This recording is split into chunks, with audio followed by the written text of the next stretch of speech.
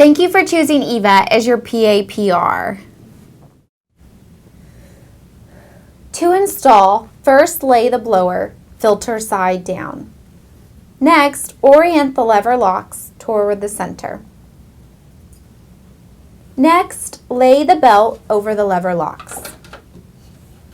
Finally, rotate the lever locks until secure. To remove, orient the lever locks until positioned over the openings in the back plate. Then remove by lifting up.